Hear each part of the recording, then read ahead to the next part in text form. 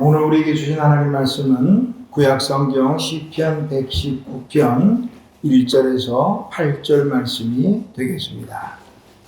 구약성경 제가 가진 책으로 890페이지에 있습니다.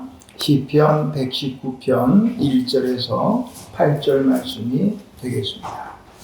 자, 오늘 우리에게 주신 하나님의 기록된 계시의 말씀을 제가 봉독합니다. 하나님의 말씀을 경청하시기 바랍니다. 행위가 온전하여 여호와의 율법을 따라 행하는 자들은 복이 있으며 여호와의 증거들을 지키고 전심으로 여호와를 구하는 자는 복이 있도다. 참으로 그들은 불의를 행하지 아니하고 주의 도를 행하는도다. 주께서 명령하사 주의 법도를 잘 지키게 하셨나이다. 내 길을 굳게 정하사 주의 율례를 지키게 하소서. 내가 주의 모든 계명에 주의할 때에는 부끄럽지 아니하리이다. 내가 주의 의로운 판단을 배울 때에는 정직한 마음으로 주께 감사하리이다. 내가 주의 율례들을 지키오리니 나를 아주 버리지 마옵소서. 네. 아멘. 자리에 앉으시기 바랍니다. 기도하겠습니다. 하나님 아버지 은혜를 감사합니다. 오늘도 귀하고 복된 하나님의 거룩한 날 주의 전에 나와 예배하는 중에 이제 하나님의 말씀 앞에 머리 숙였습니다. 하나님, 오늘도 본문을 통해 주시는 귀하고 복된 말씀 듣고 깨닫고 이 말씀이 우리에게 요구하시는 대로 결단하는 복된 시간이 되게 하옵소서. 전하는 부족한 종의 입술을 지켜주시고 사람의 생각이나 언변이 아니라 성령님 역사하여 주옵소서. 듣는 우리 모두에게도 듣는 복된 귀가 되어서 하나님 말씀 잘 듣고 또 삶 속에서 귀한 열매 많이 맺을 수 있도록 은혜를 베풀어 주시옵소서. 예수님의 이름으로 기도하옵나이다. 아멘. 오늘 장로님 기도하시면서 은혜의 말씀을 전해달라고 그래서 우리 은혜 받자고요. 소리 앞뒤 옆에 계신 분들 자, 은혜 받읍시다. 은혜 받읍시다. 네. 오늘 오후에 갈라디아서 마지막 절을 보게 되는데 마침 또 은혜로 마치게 되더라고요. 우리 은혜를 좀 심도 있게 오늘 오후 찬양 예배 때 살펴보려고 합니다. 한번 같이 들어서 은혜를 받아보자고요. 은혜가 되면 제가 어느 교회 가서도 저 헌신 예배 같은 거 할 때 그 말씀 한번 드린 적 기억이 있는데 은혜가 되면요 목사는 별로 상관이 없어요. 은혜가 되면 세상 말로 개떡같이 해도요 다 찰떡같이 알아듣고 은혜 받더라고. 근데 은혜가 안 되면 아무리 잘해도 안 돼. 은혜가 있어야 돼요. 자, 사람들이 복 받는다 뭐 이렇게 얘기하면 제일 먼저 여러분 복 그러면 뭐가 제일 먼저 머리에 떠올라요? 뭐 다른 거 없어요. 돈이에요. 돈. 부자 되는 그 돈이지. 그 뭐 인사하면 다 부자 되세요. 돈 많으면 복 받는다 생각을 할 수 있죠.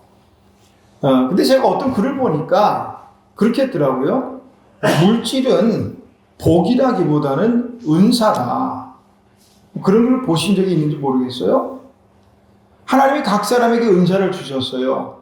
뭐 예언하는 은사, 병 고치는 은사, 방언하고 통역하는 은사, 또 잘 가르치는 은사, 섬기는 은사, 이런 각 은사를 주셨듯이 물질도 은사라는 거예요. 물질의 은사를 주셨다는 거예요. 그러니까 뭐 돈 많이 벌었다, 부자가 됐다 뭐 하는 것은 물질의 복을 받았다기보다는 물질의 은사를 받았다.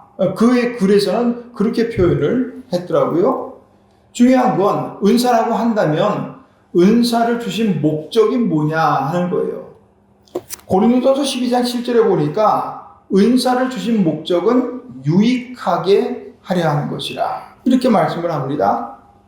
그러니까 각 사람이 받은 은사를 가지고 하나님을 기쁘시게 하고 또 유익해야 돼. 서로에게도 유익하고 교회에도 유익하고. 그러니까 물질이 은사라고 한다면 이 물질을 통해서 서로에게 유익이 돼야 돼. 그게 물질의 은사다. 부자가 됐다고 복 받았다라고 말하기는요. 성경에 한 그 사람을 보면은 이게 그렇지 않은 것 같아요. 누가복음에 보니까 부자가 있었어요. 대단한 부자인데 어느 해는 농사가 또 너무 잘 됐나 봐요. 그러니까 부자가 생각하는 거예요. 아, 올해는 추수가 너무 곡식이 많아가지고 이거 어디다 쌓아두지? 아, 곡식장으로 좀 짓자. 그리고 가득가득 재워놓고 그러고서 이제는 마음 뿌듯하면서 스스로에게 말하는 거예요. 자, 이제 여러 해 쓸 것을 다 쌓아두었으니 이제 내 영혼아 마음껏 먹고 마시고 즐기자. 이랬던 거예요. 근데 그 밤에 하나님이 그 사람을 찾아와요. 그래서 말씀합니다. 어리석은 자여, 오늘 밤 내가 네 영혼을 도로 찾으리니 그러면 네가 준비한 이 많은 것들이 누구의 것이 되겠느냐. 자, 물어볼까요? 그 부자일까요? 뭐 판단은 스스로 하시기를 바라고요. 사도 야고보는 이렇게 말합니다. 야고보서 5장 1절에서 3절에 보니까 제가 세번역 성경으로 읽어드릴게요. 부자들이여 들으시오. 여러분에게 올 비참한 일들을 생각하고 울며 부르짖으시오. 여러분의 재물은 썩었고 옷은 이미 좀 먹었습니다. 여러분의 금과 은은 녹이 슬었고 그 녹은 장차 여러분을 책망할 증거가 되며 불과 같이 여러분의 살을 먹어버릴 것입니다. 여러분은 마지막 날에도 재물을 쌓았습니다. 이 물질이 이 사도 야고보의 표현에 의하면 과연 복이라고 말하기만도 쉽지 않겠다. 자, 그럼에도 불구하고 저는 여러분에게 이렇게 말씀드립니다. 물질의 복을 받으시기를 주님 이름으로 축원합니다. 이게 물질이 그 글에 나온 대로 은사라고 한다면 물질의 은사 받으시기를 주님의 이름으로 축원합니다. 그러나 이 물질 때문에 하나님 앞에 가서 책망받지 않으시기를 또한 권면을 드립니다. 또 복이나 그러면 물질과 다음에 제일 먼저 또 그 다음 따라오는 게 보니까 건강 혹은 오래 사는 것 뭐 등등. 근데 오래 사는 거 이 복이라고 하면요, 여기 있는 분들 대다수 다 복 받았어요. 우리나라 1960년대 우리나라 평균 수명이 얼마인지 뭐 인터넷 치면 다 나오는 거니까 53세였습니다. 그러니까 그때는 60세 환갑만 되면 잘 살았다고 동네 잔치를 했단 말이에요. 요즘 60대 환갑에 잔치하면은 남들한테 욕먹어요. 그냥 집에서 조용히 밥이나 먹을 것이지 그러고 만든 말이에요. 2024년도 우리나라 평균 수명이 83.5세입니다. 좀 작은 듯하다? 예, 그럴 수 있어요. 남자는 평균 80세고요. 여자가 86세더라고요. 우리 여자분들 남자 불쌍하게 계세요. 6년 일찍 죽는다니까. 이 장수로만 따지면 이미 우리 다 복 받았어요. 여기 계신 분들 우리 오늘 수역이 오는 바람에 평균 연령 확 낮춰놨는데 우리 제일 작은 수역이부터 해서 80 넘으신 우리 분들까지 지금 우리가 100세 시대를 산단 말이에요. 100세 시대. 제가 2024년도 우리 자료를 보니까 연령별로 생존율에 대해서 이렇게 했더라고요. 70세의 생존 확률은 86%. 70세는 그러니까 이거 거의 웬만하면 다 사는 거예요. 70세 그때는 86%고요. 75세는 54%. 그러니까 75세 됐다 하면은 대단히 행복한 거예요. 절반은 갔다니까요. 80세 되면 30% 생존율이. 그러니까 80세 되면은 10분 중에 7분은 가시고 3분이 남아있으니까 우리 80대 되신 분들 행복한 겁니다. 85세에는 15%, 90세는 생존 확률이 5%입니다. 그러니까 90세 산다는 건 대단히 잘 살아요. 90세뿐이 아니라 예전에 비하면 7, 80만 살아도요, 정말 잘 살았어요. 근데 이 말씀 준비하다 보니까 남자들 우리 평균이 80세라고 그래가지고 제가 그러고 보니까 한 10여 년밖에 안 남은 것 같아요. 이걸로 따지면, 통계로 따지면 잘 받으세요. 10여 년밖에 못 볼 거라니까. 통계를 따르면. 오늘 시편 119편은요, 우리가 아는 것처럼 성경에서 가장 긴 장입니다. 176절로 구성되어 있고요. 또 재미있는 건 아주 조직적으로 만들어졌어요. 이 정말 시답게. 오늘 8절까지 봤는데 8절까지 한 단락을 이루어서 또 시적으로 하면 연으로 이루어져서 전부 22개의 연으로 이루어졌습니다. 그리고 이 가장 긴 장의 시작은 뭐냐? 복입니다. 오늘 우리는 행위가 온전하여 이렇게 시작하지만 히브리어 원전은 아쉐르, 복 있는 자여 이렇게 시작합니다. 그러니까 복이에요. 시편 119편의 전체적인 흐름은요, 복이에요, 복. 또 시편 전체의 흐름도 사실은 복이에요. 시편 1편, 복 있는 사람은 이렇게 시작하거든요. 오늘 복이에요. 오늘 시편 기자, 119편의 기자가 말하는 이 복, 어떤 복일까? 요걸 살펴보면서 우리 복된 삶을 사시기를 간절히 바랍니다. 자, 1절 말씀이에요. 어떤 사람이 복이 있을까? 행위가 온전하여 여호와의 율법을 따라 행하는 자들은 복이 있으며. 여기서 행함 혹은 행위 이렇게 나오네요. 오늘 복 받는 자는 행위가 온전해요. 여기서 행위라 하는 말 히브리에는 할라크 이렇게 말하거든요. 할라크는 말은 길을 걷는다 이런 뜻이에요. 그러니까 요 말씀 길을 걷는다 하는 요 말씀을 따라 다시 한번 해석을 하면 길이 완전한 자들, 또 여호와의 법 안에서 길을, 여기서 말하는 길이라는 건 인생의 길이죠. 하나님의 말씀의 법 안에서 인생의 길을 온전하게 걷는 자들은 복이 있다. 이 말씀을 지금 하고 있어요. 그러니까 말씀인즉 어떤 길을 걷느냐에 따라 복된 인생이 될 수도 있고 그렇지 못할 수도 있다. 나름대로는 열심히 이 길을 걷는다고 걷는데 그게 복된 길일 수도 있지만 아닐 수도 있다. 이 말을 지금 하고 있어요. 그러니까 복 있는 자들은 먼저 행위가 온전해야 돼요. 온전하다. 온전하다 하는 히브리어는 타밈 이렇게 말하거든요. 타밈, 요 말이 가장 먼저 사용된 거는 노아 때입니다. 노아 때 모든 인생이 다 생각하는 것마다 악하고 오죽하면 하나님이 인생을 지은 걸 후회하셨어요.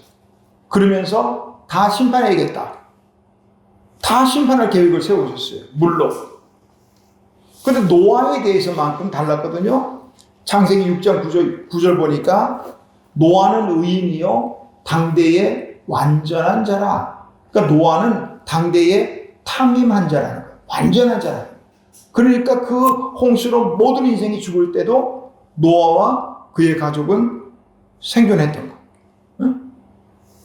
또 아브라함 때도 그렇게 나타나요. 창세기 17장 1절에 보니까 아브라함이 99세 됐을 때 하나님이 아브라함에게 나타나셔서 그렇게 말씀하셔요. 너는 내 앞에서 행하여 완전하라, 탐임하라 이렇게 말씀을 하셨거든요. 오늘 우리가 눈여겨봐야 될 것은 노아가 완전한 것은 노아의 사람 자체나 의지와 노력 이게 아니고요. 그가 하나님과 동행할 때 완전할 수 있었다는 거예요. 아브라함도 마찬가지예요. 우리가 성경에 보면은 성경의 훌륭한 인물들 대부분은요, 하나님과 동행할 때 그들이 완전했다는 거예요. 그래서 오늘 우리도 요 말씀대로 행위가 온전하여 복받는 사람이 되려면 하나님과 늘 동행하는 삶을 살아야 된다. 이런 말씀을 합니다. 그래서 우리 한번 돌아보자고요. 그러면 내 삶의 기준 혹은 내 행위의 기준은 무엇인가? 하나님이 사람들의 삶의 기준과 행위의 기준이란다면 뭐 있겠어요? 하나님의 말씀이어야죠. 하나님의 말씀이어야죠. 노아나 아브라함이나 다윗이나 구약시대의 이 인물들 보면 어떨 때는 하나님과 같이 동행하기도 하고 하나님과 말씀을 나누기도 하고 분명히 했거든요. 근데 오늘 우리는 그럴 수 없잖아요. 혹시라도 제가 또 잘 모를 수 있으니까 혹시라도 우리 가운데서도 하나님과 직접 대화하시는 분도 있을 수도 있겠습니다. 그렇지 않다면 우리가 하나님의 말씀하시는 대로 살아가려면 뭘 따라가야 되냐? 말씀이에요, 말씀. 하나님의 말씀을 따라 그 말씀이 내 삶의 기준이 되고 그래야 된다. 그래야 우리 행위가 완전하다고 할 수는 없겠지만 그래도 완전해지려고 가잖아요. 완전한 쪽으로 그래도 갈 거 아니에요. 그래, 그런 사람이 복된 사람이라는 거예요. 근데 이스라엘 백성들은 어떻게 해가지고 하나님의 이 말씀을 자꾸 더 만들어내. 뭐 우리가 알고 있는 613개의 뭐 율법의 조항들을 만들어내고, 하나님이 그렇게 많은 율법을 만들어주시는 몰라요? 자꾸 만들다 보니까 그냥 율법에 치여. 나도 모르게 어쩌다 보면 율법을 어기게 되는 그런 일이 생긴단 말이에요. 사실요, 하나님의 말씀대로 살겠다, 하나님의 말씀을 지키겠다, 왜 그렇게 썩 어렵거나 복잡하진 않아요. 사람들이 너무 많은 율법을 만들어내니까 오죽하면 예수님께 와가지고 가장 큰 계명이 뭡니까? 왜냐하면 너무 많은 계명 때문에 지쳤다 이 말이에요. 주님 말씀하잖아요. 마음을 다하고 힘을 다하고 뜻을 다하고 목숨을 하나님 사랑이라. 그게 첫째 되는 계명이다. 둘째도 그와 같으니 이웃을 내 몸같이 사랑하라. 결국 계명은 두 개면 돼요. 하나님을 정말 사랑하는 마음, 그리고 이웃을 내 몸처럼 사랑하면 모든 계명은 그 속에 다 들어있어요. 10계명도 딱 구분이 되잖아요. 1계명부터 4계명까지 하나님에 대한 계명. 그 하나님 사랑하면요, 그 계명 기억 못해도 괜찮아요. 안 해오셔도 돼요. 6계명부터 10계명까지 이웃을 정말 사랑한다면 그 계명 안 해오도 괜찮다 이 말이에요. 정말 사랑할 수 있다면. 우리가 온전한 행위를 위해서, 그게 복받는 삶이니까 온전한 행위를 위해서 야, 이럴 경우는 어떡하지 하고 성경 찾는 분 계세요 혹시? 이럴 때는 어떡하지? 예를 들면 누가, 교인들 가운데는 사실은 돈을 빌려주고 그러면 안 되겠지만 누가 뭐 돈 좀 빌려달라 그러면 돈 빌려줄 때는 어떤 법을 따라 해야지? 성경에 다 있어요.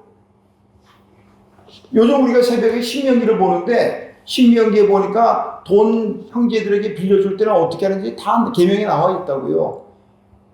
간단히 말하면 형제에게 빌려줄 때는 이자 받지 말라는 거예요. 혹시 이자 받은 게 있으면 돌려주세요.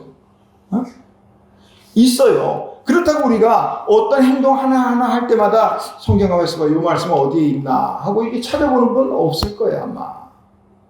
또 찾으려도 쉽지도 않고요. 그저 간단하게 하나님을 사랑하고 이웃을 사랑하는 이 두 가지만 기억하면 그 속에 모든 계명이 다 들어가 있어요. 어떤 사람이 자꾸 복잡하게 만드느냐? 안 지키려고 하니까 복잡하게 만들어요. 담배를 피라는 말이요, 쓸데없는 소리 하지 말라고 그랬어요. 제발 좀. 지키려는 사람은요, 그거 다 필요 없어요. 정말 하나님 사랑하면은 그게 무슨 문제가 돼요? 아까도 말씀드렸지만 요즘 새벽에 신명기를 보면서 묵상하고 또 기도하는데 신명기 24장 14절에서 15절 보니까 하나님 말씀을 명령하신 대로 다 행하였사오니 주의 백성 이스라엘에게 복을 주시며 또 하나님이 약속하신 젖과 꿀이 흐르는 가나안 땅, 그 땅에도 복을 내리소서. 내가 하나님 말씀대로 다 행했으니까 복 달라는 거예요. 자, 염치 있는 얘기죠. 또 신명기 26장 16절에서 19절 보니까 너는 마음을 다하고 뜻을 다하여 지켜 행하라. 그러면 하나님께서 너를 보배로운 백성이 되게 하시겠다. 모든 민족 위에 뛰어나게 하시겠다. 여호와의 성민, 거룩한 백성이 되게 하시겠다. 분명히 말씀하셨어요. 하나님 말씀대로 행하면, 오늘 시편 119편 기자도 하나님의 말씀을 따라 행하면 복 있는 사람이다, 이렇게 말씀을 하는 거예요. 오늘 우리 삶 속에 하나님의 말씀 안에서 행함으로 복된 삶을 사시기를 주님의 이름으로 축원합니다. 또 어떤 사람이 복이 있느냐? 2절 말씀 보니까 자, 우리 2절 같이 한번 읽어볼까요? 2절 말씀 시작. 여호와의 증거들을 지키고 전심으로 여호와를 구하는 자는 복이 있도다. 아멘. 2절에서 좀 더 구체적으로 복 있는 자에 대해서 말씀합니다. 1절에서는 하나님의 말씀, 여기 제가 한번 말씀드렸죠. 이 119편의 특징은요, 구구절절마다 하나님의 말씀을 의미하는 표현들이 나온다는 거예요. 율법, 2절에는 증거, 3절에는 도, 또 4절에는 법도, 구구절절이 한두 절 빼놓고요, 전부 하나님 말씀이 들어가 있어요. 1절에서는 하나님의 말씀을 따라 행하는 자에게 복이 있다 말씀하면서 2절에 와서는 그 하나님의 말씀을 지키는 자가 복이 있다. 말씀을 지켜야 돼. 하나님의 말씀을 지켜야 복된다는 사실을 여러 차례 강조합니다. 2절에서 여호와의 증거, 여기 말씀이라고 보면 돼요. 하나님 말씀을 지키면 복이 있어요.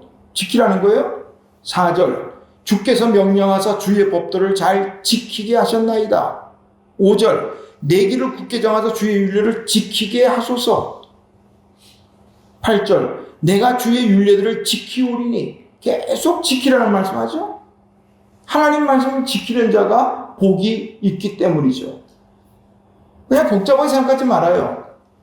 자, 물어볼게요. 하나님 말씀 지키는 게 복입니까? 불순종하고 안 지키는 게, 지 마음대로 사는 게 복입니까? 뭐 당연하죠. 뭐 하나님 말씀 지키고 사는 게 복이죠. 응? 여러분의 판단을 따라 하시면 돼요. 그러나 저는 간절히 원합니다. 하나님 말씀 지키고 복된 삶을 사시기를 주님의 이름으로 축원합니다. 시인은 하나님의 말씀을 지키는 것만으로는 조금 부족하다라고 생각했던 모양이에요. 그 다음에 뭐라고 말해요? 전심으로 여호와를 구하는 자는 복이 있다. 전심으로 여호와를 구해야 된다. 전심이 무슨 말인지 혹시 모르시는 분? 전심. 사전을 찾아보니까 온 마음.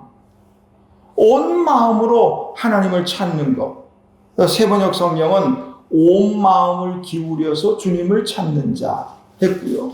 현대인의 성경은 진심으로 찾는 자. 유진 피터슨의 메시지 성경은 최선을 다해 그분을 찾는 사람. 그런 사람이 복이 있다. 하나님을 한번 부를 때도요, 전심으로 부르세요. 진심으로 부르자고요. 최선을 다해 부르세요. 그냥 한번 한 그런 걸로 말고. 하나님을 찾는 자와 그렇지 못한 자에 대한 두 사람을 제가 지금 소개합니다. 히스기야라는 왕 아시죠? 물론 그분은 우리는 모르겠지만 히스기야가 죽을 병에 걸렸잖아요. 하나님이 이사야 선지를 통해서 죽는다고 말합니다. 너 침상에서 못 내려온다. 정리해라. 인생을 정리하라는 거예요. 그 말 듣고 이사야가 나갈 때 히스기야가 낯을 벽으로 향해서 통곡하면서 하나님께 기도합니다. 여호와여 구하오니 히스기야가 심히 통곡하였다. 그렇게 기록하고 있습니다. 그러니까 이사야가 성문을 나오기 전에 하나님이 돌려 세웁니다. 가라. 내가 히스기야의 눈물과 기도를 보았노라. 15년을 더 살게 됩니다. 하나님을 구하니까, 하나님을 찾으니까, 하나님께 기도하니까 되더라 이 말이에요. 15년을. 오늘 내 생명이 이제 얼마 안 남았다 싶으면 한번 해보세요. 15년 더 살지라도. 응? 그런데 또 다른 왕 유다의 아사 왕이 있는데요. 그 아사 왕이 말년에 발에 병이 들었어요. 역대하 16장 12절입니다. 아사가 왕이 된 지 39년에 그의 발이 병들어 매우 위독했으나 병이 있을 때에 그가 여호와께 구하지 아니하고 의원들에게 구하였더라. 아사가 왕위에 있은 지 41년 후에 죽어 그의 조상들과 함께 누웠다. 아사 39년에 발의 병이 매우 위독하게 들어서 41년에 죽었으니까 2년 동안 그 병 때문에 고통받다가 죽었다는 거예요. 그런데 아사가 하나님께 구하지 않고 의원들에게 구했다. 조금 우리가 의문을 가져야 돼요. 병들면 당연히 의사들 찾는 거 아니야? 그렇잖아요. 더구나 왕궁이니까 왕의 어이라 그래야 돼. 우리 편으로 하면 어이. 아마 왕궁에 있는 의사라면은 그 나라 중에 가장 뛰어난 의사 중에 하나일 텐데 당연하잖아요. 우리가 병나면 의사 찾는 거. 그런데 문제를 잘 봐야 돼요. 오늘 역대기 기자가 이 기록하면 의도가 있잖아요. 그가 여호와께 구하지 아니하고 의원들에게 구하였더라. 요 기록에 통해서 우리가 볼 수 있는 것은 그가 그 걸린 병은 의사들에게 문제가 아니라 하나님을 찾았어야 되는 병이라는 거예요. 오늘 우리 문제 잘 파악해야 돼요. 어떤 문제가 생기면 이게 의사를 찾아야 될 것이냐, 아니면 어떤 또 전문가를 찾아야 될 것이냐, 아니면 하나님을 찾아야 될 것인가, 이거 문제를 잘 파악해야 돼요. 이거 잘못 파악하면 이짱 난다고요. 그러니까 하나님을 찾았던 히스기야는 당장 죽을 것이라고 그랬는데도 15년 더 살고, 반면에 하나님을 찾지 않는 아사는 2년 동안 고통하다가 죽었어요. 재미있는 건 아사라는 그 이름의 뜻은요, 치료자라는 뜻이에요. 치료자가 치료도 못 받고 죽었으니 이게 무슨 불행한 일입니까? 우리 스스로에게 한번 물어보자고요. 나는 전심으로 정말 하나님을 찾은 기억이 있나요?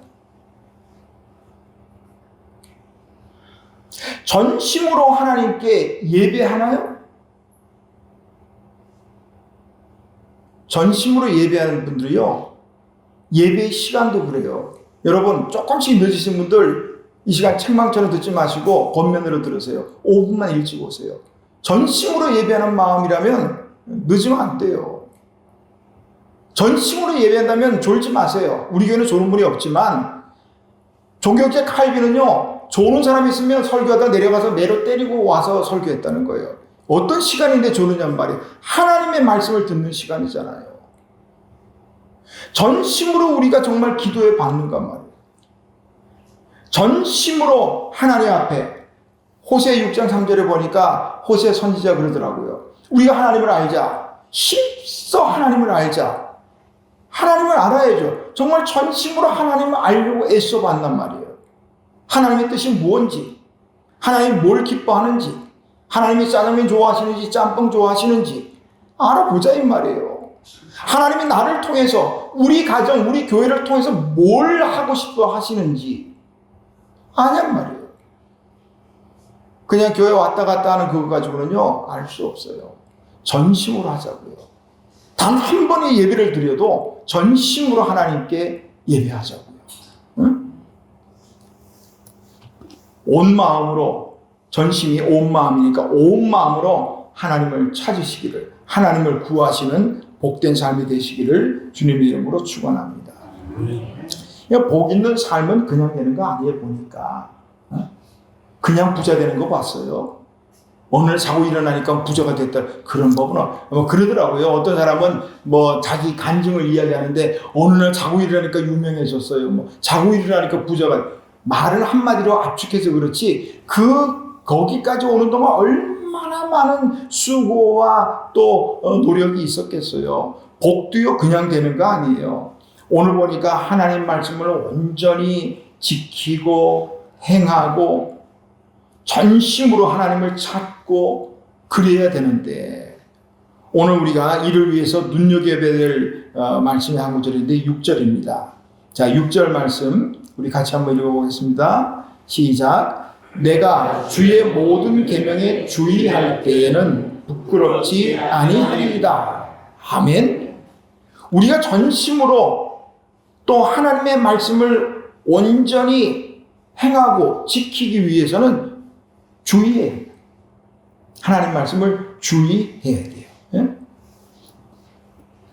마음에 주의해서 이 말씀대로, 말씀이 우리에게 요구하는 대로 지키고 행하면 복이지만, 그러나 주의하지 않으면 어떻게 돼요? 부끄러움을 당할 수 있다. 하나님의 사람이 부끄러우면 다른 거 아니에요. 하나님의 사람이 하나님의 말씀대로 살지 못하면 그게 부끄러운 것이 뭐예요? 하나님의 사람이 좀 가난하다고 그거 부끄러운 거 아니에요. 하나님의 사람이 병 좀 들었다고 그거 부끄러운 거 아니에요. 정말 하나님의 사람이 부끄러워야 될 것이 있다면 내가 하나님의 말씀대로 살지 못하는 데 대해서 오는 그 부끄러움이라고요. 아담이 에덴 동산에서 하나도 부족한 것도 없었지만 범죄했잖아요. 하나님 먹지 말라는 선악을 알게 하는 과실을 먹었단 말이에요. 먹고 나니까 눈이 밝아져서 자기의 부끄러움이 드러났어요. 그러니까 어떻게 해요? 나무 아래 숨어버렸다고. 아담아 내가 어디 있느냐? 예, 제가 부끄러워 숨었나이다. 뭐 성경에는 정확하게는 내가 두려워서 숨었나이다.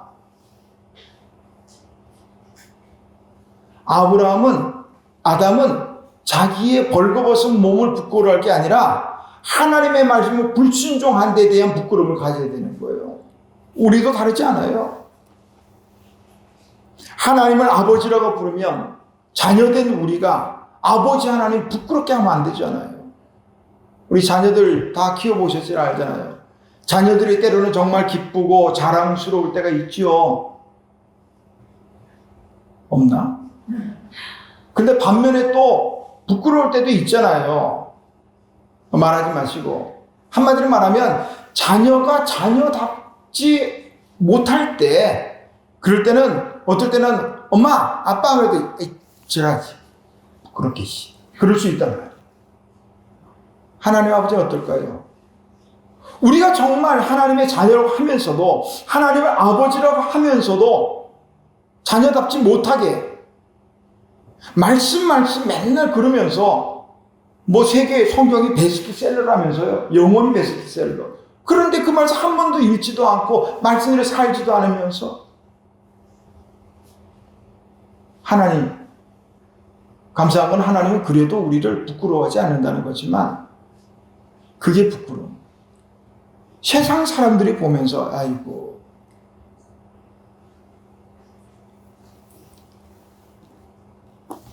우리가 말씀에 주의하려면 어떻게 해야 될까? 7절 말씀입니다. 내가 주의 의로운 판단을 배울 때에는 정직한 마음으로 주께 감사하라. 배워야 돼요. 내가 어떤 말씀을 주의해야 될까? 내가 행위가 온전하게 살기 위해서는 주의해야 되는데 어떤 것을 주의해야 될까? 배워야 돼요. 배우지 않고는 방법 없어요. 배워야 된다고. 현대인의 성경은 요 7절 말씀을 이렇게 했어요. 아무리 완전한 것도 그 한계는 있으나 주의 말씀은 한이 없나이다. 하나님의 말씀을 배우는 데는 끝이 없는 거예요. 혹시라도 목사가 뭐 하다 실수하면 그러려니 하세요.